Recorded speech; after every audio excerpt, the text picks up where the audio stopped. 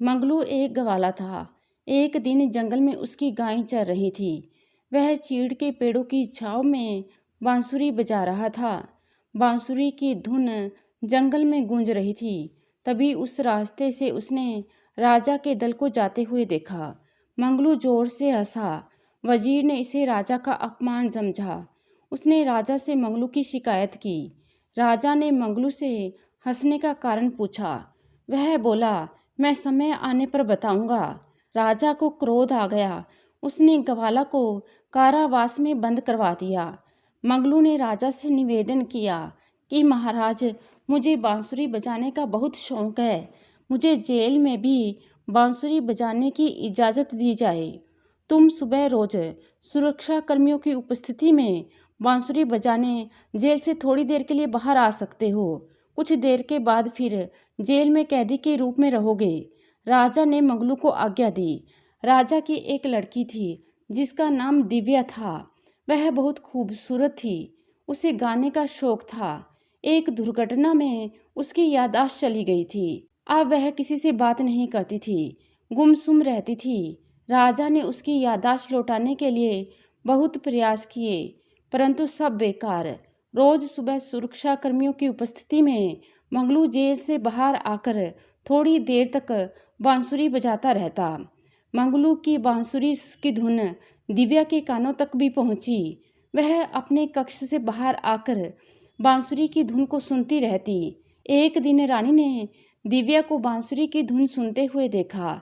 उसे बहुत समय के बाद दिव्या के चेहरे पर खुशी दिखाई दी। रानी ने राजा को यह बात बता दी। राजा ने मंगलू को कैद से मुक्त करते हुए आज्ञा दी कि वह इसी दरबार में रहेगा और दिव्या को बांसुरी की धुन सुनाएगा।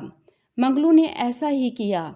धीरे धीरे दिव्या के स्वास्थ्य में सुधार आने लगा। वह अपने परिवार वालों के साथ बातें भी करने लगी। कुछ दिनों के बाद वह गाने भी लगी। अब मंगलू बांसुरी बजाता और वह गाती। राजा और रानी राजकुमारी में आए परिवर्तन से बड़े खुश थे। महाराज, मंगलू ने हम पर इतना बड़ा उपकार किया है। मुझे लगता है कि राजकुमारी मंगलू को चाहती है। हमें दोनों की शादी करनी चाहिए। एक दिन रानी ने राजा से कहा, महारानी, हमारा कोई पुत्र नहीं है। हम जिसके साथ राजकुमारी का विवाह करेंगे उसे ही इस राज्य का उत्तराधिकारी भी बनाएंगे। राज्य चलाने के लिए बुद्धि और चतुराई की आवश्यकता होती है। जब हमें मंगलू में ये गुण दिखाई देंगे तभी हम राजकुमारी की शादी मंगलू से करेंगे। राजा ने रानी को समझाया। एक दिन पड़ोस के राजा वीरेंद्र सिंह का दूत इस राजा के दरबार में आया। उसने राज दरबार में राजा वीरेंद्र का संदेश पढ़कर सुनाया। हम आपसे 2 सवाल पूछते हैं। यदि आपने हमारे 2 बौद्धिक सवालों के जवाब दे दिए तो हम आपके राज्य पर आक्रमण नहीं करेंगे। अगर आप जवाब नहीं दे पाए तो हम आपको बंदी बनाकर आपके राज्य को अपने राज्य में मिला लेंगे।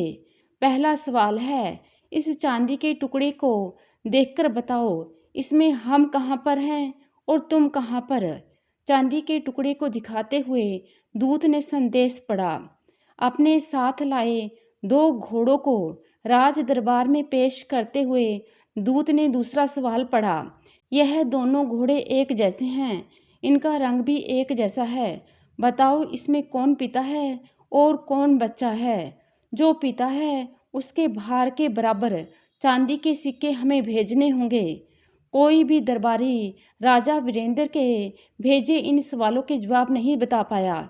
मंगलू ने कहा, महाराज, आपकी आज्ञा हो तो मैं इन सवालों का जवाब बता सकता हूँ। बताओ। राजा ने मंगलू को आज्ञा दी।